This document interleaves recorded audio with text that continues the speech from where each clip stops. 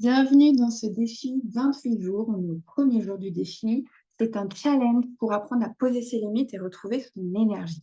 On va voir ensemble ce qui se joue derrière ce besoin compulsif, ardent d'aider et de sauver les autres, de se rendre utile. Et on va apprendre à poser les limites saines, sans culpabilité, pour retrouver son énergie et se consacrer à tes projets, à tes besoins, à ton essentiel. L'idée à travers ce défi, c'est de te faire prendre conscience de tous les mécanismes inconscients qui t'empêchent aujourd'hui de poser des limites, de dire non, d'avoir l'énergie nécessaire pour tes projets, ou encore de pouvoir comprendre voilà, ton corps, tes besoins et de prendre soin de toi. Peut-être que tu ressens une fatigue chronique, des somatisations et donc reste bien avec moi, on va traiter de tous ces sujets.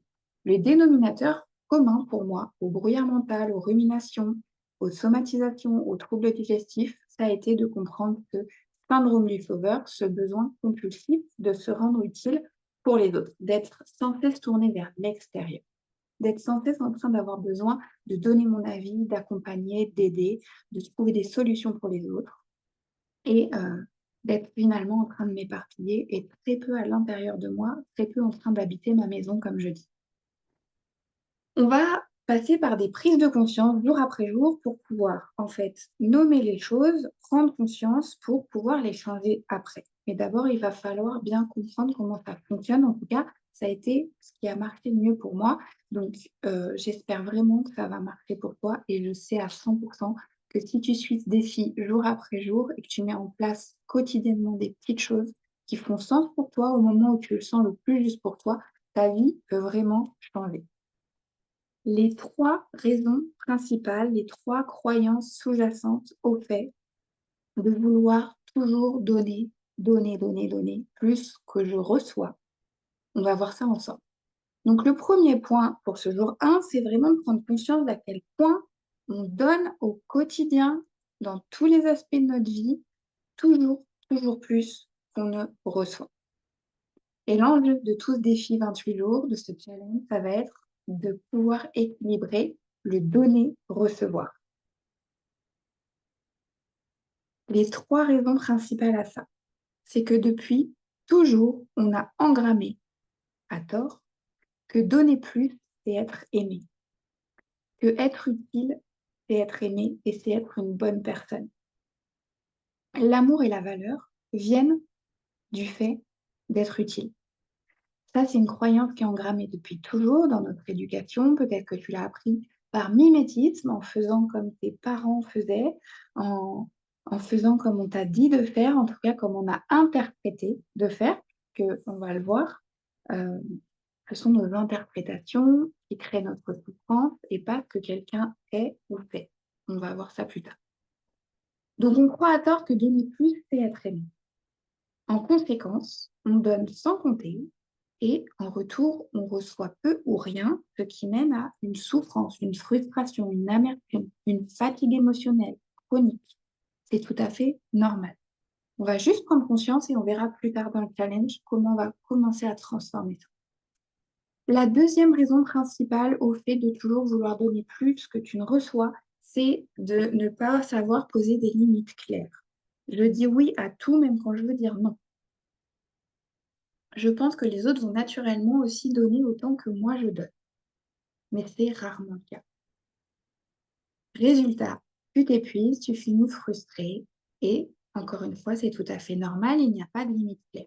On ne sait pas où tu commences et où l'autre s'arrête. Donc l'autre vient sans cesse à la source chercher du soutien, du réconfort, des solutions, puisque pour l'instant, tu n'as pas de limite claire pour l'autre. Donc, ils vont venir, la personne ou les personnes vont venir jusqu'à épuisement des stocks.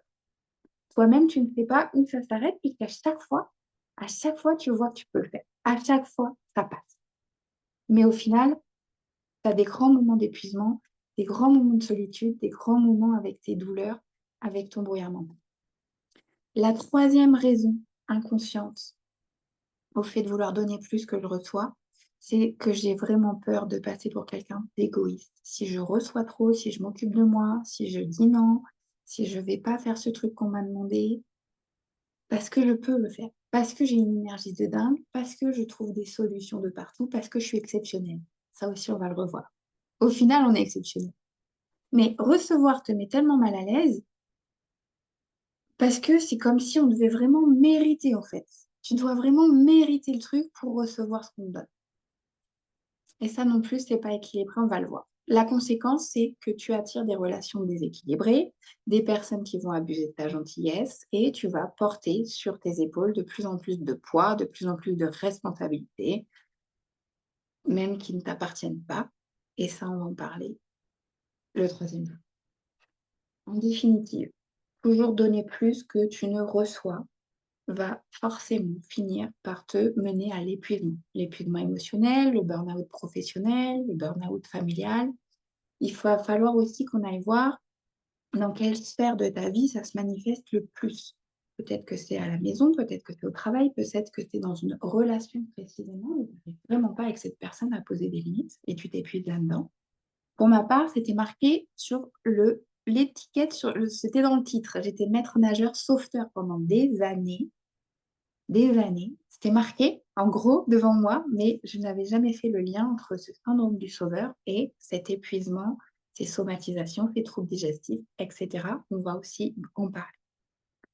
La question puissante pour aujourd'hui, pour ce premier jour, pour apprendre à poser tes limites et à revenir vers toi, à retrouver un équilibre entre toi et les autres, c'est de savoir à chaque fois si cette relation est équilibrée. S'il y a un équilibre entre le donner et le recevoir. Ou si c'est quelque chose d'épuisant, qui draine ton énergie, qui te fatigue, qui te plombe, va finir par t'user. Voilà. Est-ce que c'est quelque chose de bon pour toi? Est-ce que c'est sain pour toi? Ou est-ce que c'est simplement épuisant, drainant et que, voilà, de simplement observer cet équilibre va permettre de pouvoir te focaliser sur la recherche d'équilibre. J'aimerais aussi savoir par rapport à cette première journée du challenge, quelle est ta big question par rapport à ce sujet? Qu'est-ce que tu aimerais savoir, surmonter par rapport à ton histoire, ton parcours? Où est-ce que tu en es par rapport à ça? Est-ce que tu avais identifié ce syndrome du sauveur? Est-ce que tu as identifié peut-être ton empathie, ton hypersensibilité, qui fait que tu as du mal à savoir où tu commences et où tu t'arrêtes parce que tout est mélangé? On va voir plein d'outils et d'aspects de notre personnalité pour voir vraiment les mécanismes en jeu dont on veut se détacher pour trouver l'équilibre et vraiment avoir accès à notre personnalité là-dessous, qui est à savoir qu'on est vraiment des personnes bienveillantes, altruistes, ça bougera pas. Mais on va rechercher un équilibre pour que tout soit le plus harmonieux possible. Je te laisse réfléchir à ces questions pour aujourd'hui et je te retrouve demain. Alors, pense à t'abonner, pense à partager peut-être si tu connais un sauveur, une sauveuse qui aurait besoin d'entendre et de voir tout ça. Et moi, je te dis à demain. Prends soin de toi.